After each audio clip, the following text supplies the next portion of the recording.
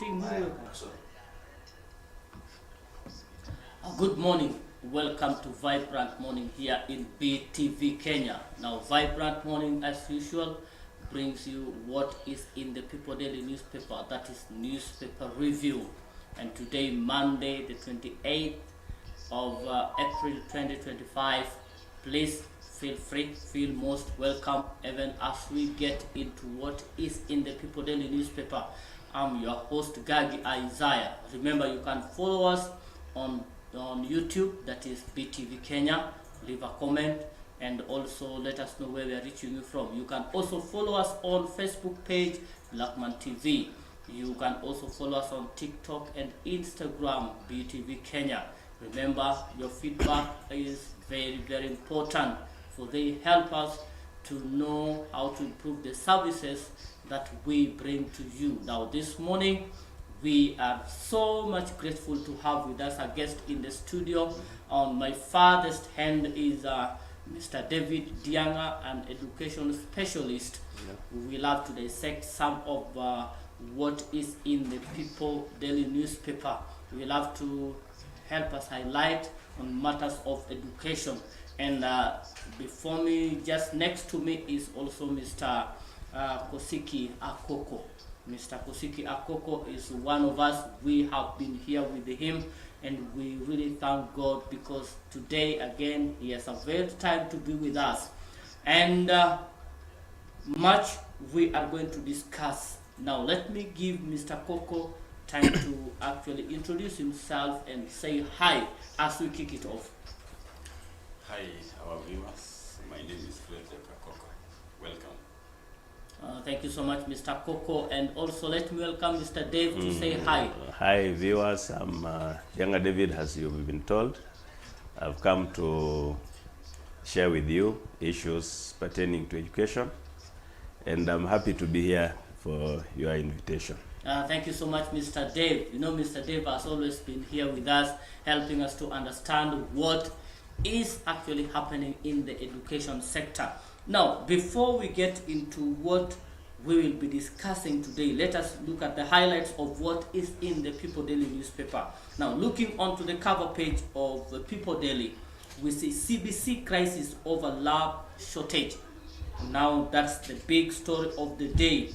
Now, report cites lack of cash, disparities in teachers' distribution, infrastructure deficit, and regional inequalities as hurdle in implementation of education curriculum.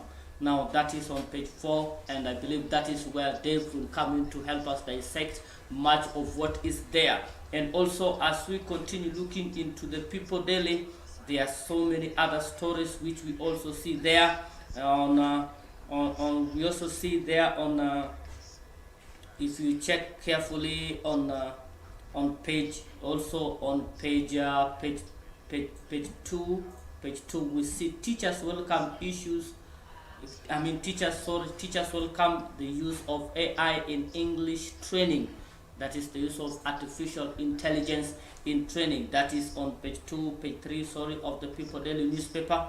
And as we move with the speed, we also move to page 4. Page 4, where we have the big story, and also something which we believe it is also of great importance. That is on page 5. Online fraud on the rise, and anyone can be a victim of online crime. We will also delve into that. And also we have another story, that is IEBC now focus shift to final appointments. You know, over the past few weeks, IBC has been conducting interview on who to replace the commissioner and the chair of IEBC, Wafula Chebukati, the late, and much more. And on that page, we also see Matiang'i Tuagusi as AI State House bid. That's also a story which is there in the People Daily newspaper. Another story where we also need the impact or the contribution from Mr. Dave is on page 7. Puzzle of 6.2 billion stalled university projects. We believe we will be having something to share with us there. Now, before we continue, let me welcome Mr. Kosiki. Kosiki, to help us understand what is happening in Migori County, what has been there in Migori County, what is there in Migori Town in terms of politics, in terms of development. I know you are so much informed and you have a lot. Thank you very much, Mr. Gagi. You know, Migori County is full of chaotic. Everything is politicized. Today I'm going to be privileged to be accompanied by a professional. Oh, yes. No, today I'll not talk much about politics because it's a dirty game. It appears a dirty game to me because, like I told you before, leadership is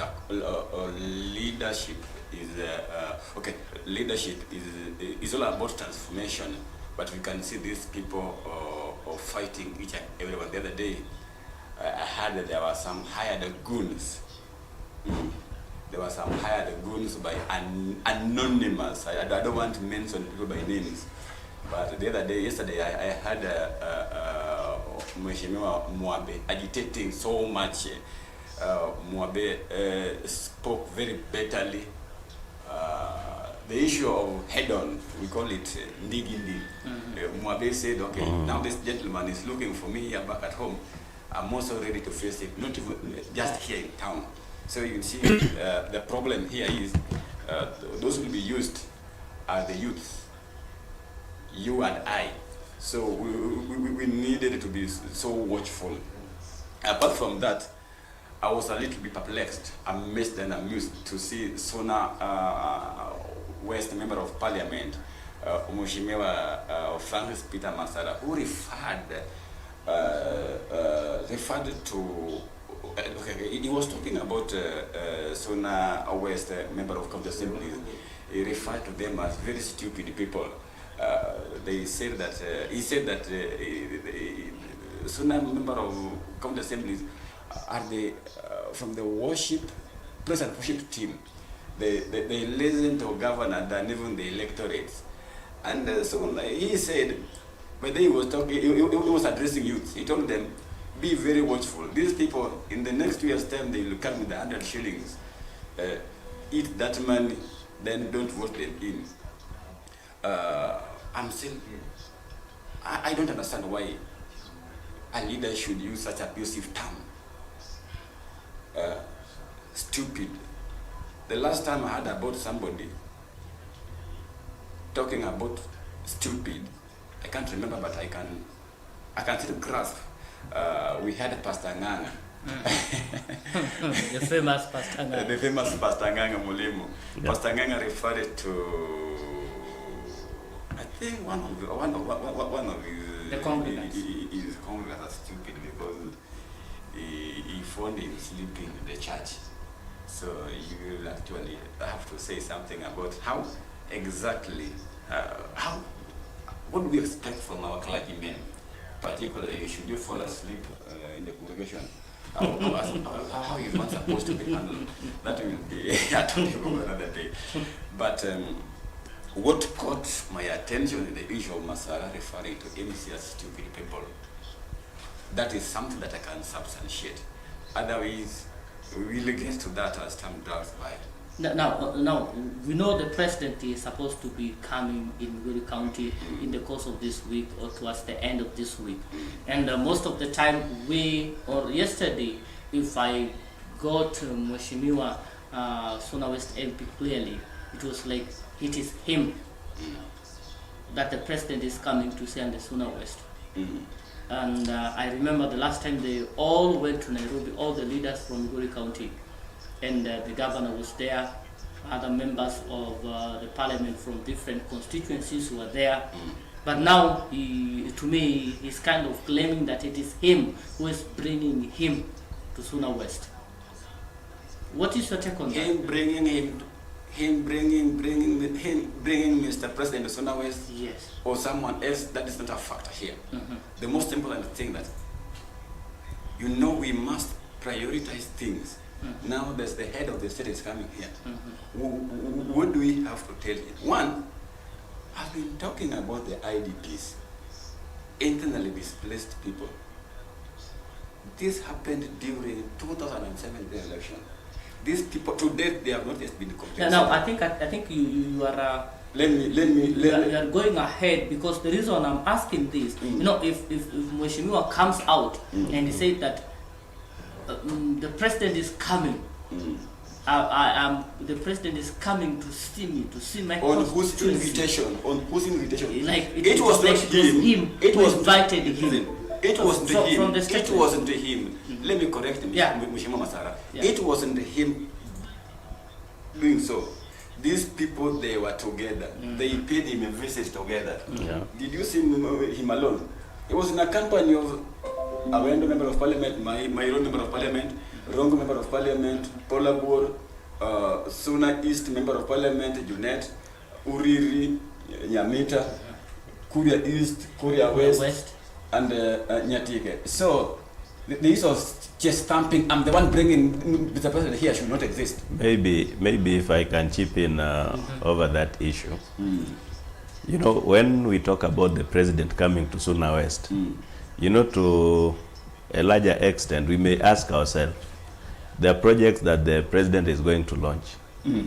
And you see, a bigger percentage of those projects are projects that are done by Mheshimiwa. You know, at times you look at what you have done, and then you say, the president is coming to launch, like we know a few things that the president is coming to launch. Most of those projects are projects that are done by the member of parliament, and that is Francis Peter Masara, who is a Suna West member of parliament. I think maybe when he looked at that, then he felt that now my projects are the ones that are going to be launched by the president. Then president, and again, remember, this project is going to, the event is going to take place in Suna West. So you see, when a visitor is coming to your home, yes. Yes. Masara and Suna West, these are one team. Yes. Masara is just but a representative of the Suna West. Suna West. He doesn't own Suna West. He is just but a representative. So he should stop chest stamping. I'm the one bringing so and so here. Mheshimiwa, His Excellency William Ruto, is paying as a visit here, as a resident of Suna West. Being a representative doesn't mean overall. But I think so I want to let him know that he should bear it in mind that he's just a representative. I think maybe if I can again add on a point, it's not all that about chest thumping. But you see, the nature of politics, when you feel you have a point, majorly you'll see, you'll be given freedom to say what you want. I think this is the major challenge in Migori. It's not that leaders are fighting, but everybody is trying to get a space.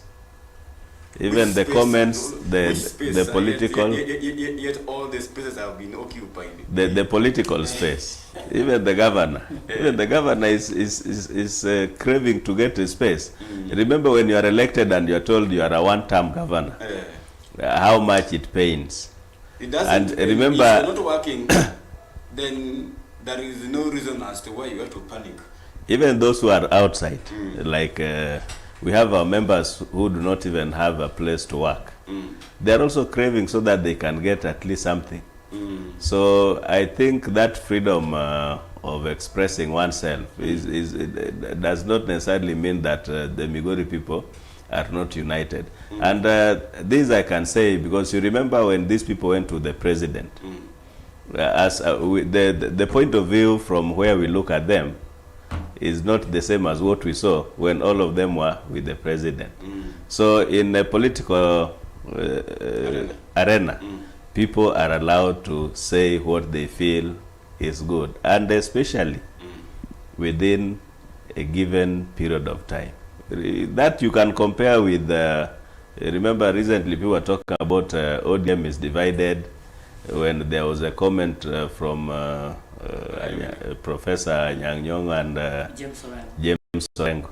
But remember later when our father talked, that is Raila Amolo Odinga. When he talked, he said, everybody has freedom. So I think as Migori people, we need to give everybody freedom to speak and to say what they feel should be done and what they think is right for the people. But we could see Atandi, is another point for me constituency. We could see Atandi arguing so much about Orengo. Orengo is doing A, B, C, D. We could see Elisha Odhiambo game, so speaking negatively about Orengo and the Nyong.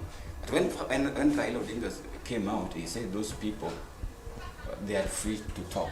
Yeah, so that is exactly what I have said. In political arena, we have the freedom too. And remember, when you talk, like when President William Ruto talks as a president, and when he talks at his capacity as Ruto, you know, we need to understand that when Masara talks as the member of parliament of Suna West, and when he talks as Francis Peter Masara, there is a very big difference. So let us just give our leaders freedom to say what they think is good for the people and to themselves. Okay, even as we say that, let us look at page 6, Matiang'i to Tuagusi as the ICE State House bid. Now, Mr. Dev, I will begin from you. In as much as you are education specialist, Matiang'i has served in the capacity of heading education sector in the Republic of Kenya. He's now out. He's been fronted by Jubilee Party to be the flag bearer as they look forward to clinching power come 2027. What is your take on Matiang'i being the president of the Republic of Kenya? When President William Ruto was elected president of the Republic of Kenya, we saw a shift in what people have always thought about in politics, that smaller communities